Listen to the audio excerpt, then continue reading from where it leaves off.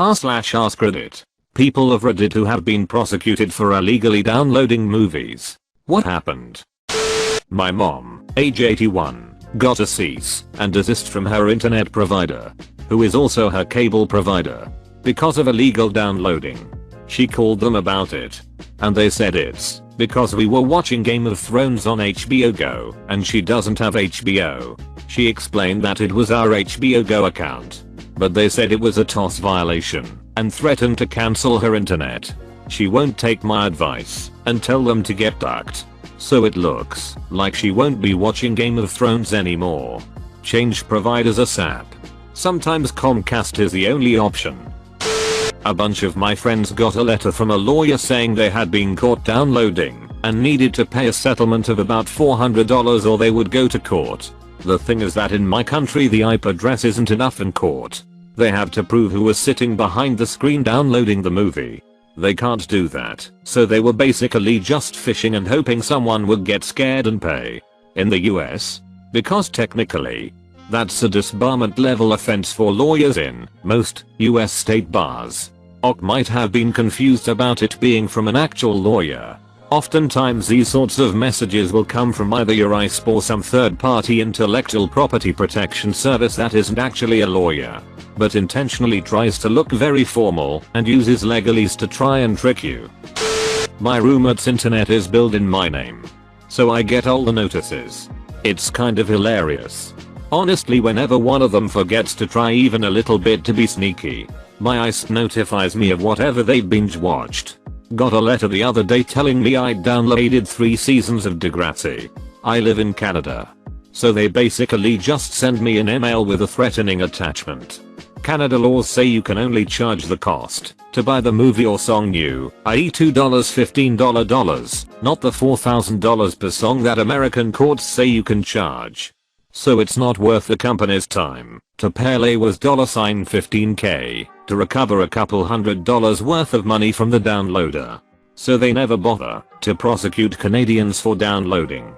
They just send those aggress letters to ISPs who pass them on, often with their own notice attached by the ISP saying just FYI, we don't monitor and can't verify what you download, but we've been asked to send you this letter. It's kind of disconcerting to me that this is a crime with actual consequences in other countries. Unless something has changed, which is entirely possible. I was under the impression that no one's entirely certain whether or not it is illegal to download content in Canada, since it hasn't actually been challenged in court yet. Seeding is illegal because it involves uploading, but just downloading should be okay. I got a letter in the mail when the Dallas Buyers Club bull hit was going on. Nothing ever happened. That day I changed my provider and got a VPN. Ditto. Been living that no worries VPN life and only consuming legal content for 8 years. It's legal if you don't get caught. Wow, I can actually comment on this. Was informed by my ISP that I had copies of movies that I didn't have, and that I needed to delete them immediately. I had an unprotected Wi-Fi at the time, my mistake. I was then contacted by a law firm from California saying I was a defendant in a class action suit and I could settle the claim for $XXX or go to court where I would surely lose. Contacted a friend of mine finishing his law degree and had him contact said law firm. They were your typical copyright trolls that have been written about, prosecuted, and most recently jailed for their actions. After speaking with my friend, they dropped all contact with me and I never heard another thing about it. TL. Dr. Copyright Trolls. Hide yo kids. Hide you Wi-Fi. Out in Jamaica. ISPs don't really care about our downloading habits, no repercussions really. So I guess you could call me a pirate of the Caribbean. BRB moving to Jamaica. Just today I was browsing Theparata Bay and forgot I was using a new computer without ad block. I immediately got a pop-up saying that piracy was illegal in my country and could carry serious consequences. I froze for a second. I'm really paranoid. Then remembered that my country doesn't give a duck about anything at all and continued on my merry way. My cousin downloaded some songs on a friend's computer and they received a complaint. They freaked out. refused to contest anything, and he wound up having to pay like $80 a song for a 12-song album. That's $960 for all you simple folk. Thank Mr. Math. An ex-GF of mine got caught for downloading some music and was threatened with jail time if she didn't pay. I think it was $3,500, which she was from a rich family, so she did. It was before we dated, so I can't say for sure it was a scam, but it sounded super fishy. Apparently they did list specific titles which she downloaded in the letter though. Regardless, she never heard another peep about it, and as far as I know, hasn't pirated anything since. I'm gonna go ahead and say she got scammed pretty hard. I'm ex-RuneScape player and I know a scam when I see one. Can confirm she was scammed. My friend's tutor was the guy who got a $675k fine for sharing pirated music at Boo. He still works at Boo. Boo has an agreement with large companies that their own Boo staff will do the internet monitoring, as they describe it during orientation. Every time you use P2P software on the university's internet servers, there will be a ping notification to the monitoring team, who will then be able to determine which student downloaded what. We send that info to big name company who will penalize that particular student for a rate of XXXX, usually around more than $1,000, based on the reasoning that once the student downloads it via P2P, that student also becomes an active participant in distribution per song. If the student fails to pay up, they will be sued. Scary hit. Boo doesn't duck around when it comes to pirated downloads. But why do they do that?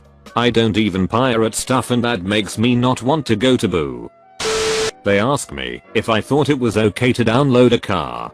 2. I got a Ferrari. As my brother, a computer engineer, has said many times, if I could steal a car like I steal data I would. I'm just making a copy. Literally nothing has ever happened to me. When I was but a young whip, I downloaded LimeWire Pro with LimeWire. Felt I beat the system. Limeception. I used to have this thing called a M3 Lite, which is similar to a RAW4 for a Nintendo DS, where you download ROMs to play any game you want. I downloaded so many games for about a year, and then one day I got a letter in the mail. It stated something about catching me download Cooking Mama and Nintendogs, and they would sue me if I continued to do this. I got super afraid because my stepmom was the one to see the letter and scolded me. I honestly laughed a little, thinking that those were the games I got caught on thinking they were silly. But I chose not to download anymore and nothing happened. I still have my DS with those games I already had though, including Cooking Mama and Nintendogs. My favorite cooking is to do the cup of noodle. I could have sworn you were going to say cooking the dogs. 50 plus TB downloaded. 200 plus TB uploaded. No issues at all. Use a ducking VPN or Seedbox, and you have nothing to worry about. 200 TB plus uploaded? The hero we don't deserve. Thank you for your service. Cedars are the new military men. I remember downloading the entire Star Trek TV series. I thought to myself, if there was ever a time I'm going to get a letter from my ISP, this is it. Sure enough. About 10 days later, a letter from my ISP is on my doormat. Naturally, I worry as I open it, only to read to the effect of, "We've noticed a lot of bandwidth usage on your connection lately, and to get the best speeds we advise you download out of prime time hours. Around 2200 hours onward." Laughed so hard. They just want to make sure you can pirate peacefully and conveniently. While I was never prosecuted, we did receive a cease and desist letter from Warner Brothers. This was probably in 2012 or so. We used to download movies via Voos, but a buddy told us to try torrents from Pirate Bay. So we used it to download Inception. We really disliked using it, but I forget why. Anyways, fast forward a few weeks, months, and we received a letter in the mail from our service provider. Sure, Canadian. Warner Brothers had our IP address, which legally belongs to our service provider, and quoted the date, time and movie title. Along with that letter, Shaw sent us their own letter, which basically said, "We aren't passing on your personal information this time, as we are sure you made a mistake and it won't happen again. It's good to be Canadian. Don't you just hate it when you Google ravioli recipes? but you end up accidentally downloading a Lamborghini instead? Carrot crickets. Nice try. FBI. Not sure how the full-blooded Irish fit into all of this. Not prosecuted. But this seems as good a place as ever to tell this story. While I was home for break from college, my parents started getting copyright strikes from Comcast and told my brother and I to stop torrenting. Okay. Fine. I would just torrent at school. A while later I was using my parents' Comcast account for something, and I saw that you could check your copyright strike history, where it would list the titles of what you got caught downloading. We had a few strikes, and it was mostly movies and music, and one porno I'd downloaded. Weird porno, too. My parents never brought it up, but I know they saw it, and that they've probably had to wonder which of their sons is into such weird hit. What was the porno, man? Backdoor slaps 9. Well, you might want to actually ask for a specific country. Each one is different. I have been prosecuted 3 times. Once for downloading a movie, but I was actually prosecuted for a piece of music in the actual movie. That cost me around €100, when their original asking price was about €900. A second time I got prosecuted for a game. The original asking price was €600. I got myself a lawyer. Denied their claim. Didn't hear from them for 2 years. Then shortly before the deadline for it to be thrown out I heard back from them. Now it was up to €900. Again. Lawyered up and denied their claim. Has been 5 months now. Still haven't heard anything back from them. The newest claim is for an episode of The Big Bang Theory. It just arrived today and they want €500 for it. Going to my lawyer on Monday first thing. Mind you, this is in Germany and there are several lawyers who exclusively deal with representing those companies. Often for specific TV shows and films. Usually getting those that have the highest frequency on torrent sites. I personally didn't even realize downloading a TV show that is on public TV in Germany was illegal. Wouldn't it be cheaper to buy all the movies, shows, songs, etc. than paying that many times for a lawyer? I think I'd stop or get a VPN after the first lawyer payment. It's pretty common to have law insurance in Germany, Rechtsschutzversicherung. That means you don't pay extra to go to a lawyer in those cases. You just pay your monthly insurance fee and got everything covered. All I can say is, don't use YouTube to MP4 on a paid YouTube movie. I really want to hear the story behind this. Grab some popcorn and huddle around everyone. I always expected South Park or similar to do an episode where everyone in the world got sued by the recording industry, who then became financial overlords of Earth. They did do a similar episode. It was about illegally downloading music. I don't remember much, but it more so made fun of the celebrities. A cop showed the kids the costs of their actions. Like Britney Spears could only buy a private jet that only had 1 shower instead of 2 or something along those lines, lol. She had to settle for the private jet that didn't have a remote controlled sound system. She had to adjust it manually. Torrented constantly at a religious school. Then torrented a single porn video. And they instantly emailed and ratted me out to everyone in my dorm and my bishop, who then ostracized me. Threatened to kick me out of school unless I went to bullhead meetings with various people about overcoming this obstacle. Duck Bayou. You attend Bayou. What did you expect? It's literally a university for Mormons. They aren't even slightly subtle about it.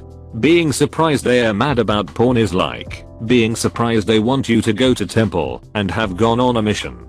That is to say, entirely nonsensical. If you don't want to play by LDS rules, don't attend an LDS university. I feel like that's pretty obvious. Got a letter. Here in Australia. It was 10 years ago. I sent it straight back to them with some smart ass comments daring them to do something. Nothing happened. Why is Australia so awesome? Ducking like and subscribe.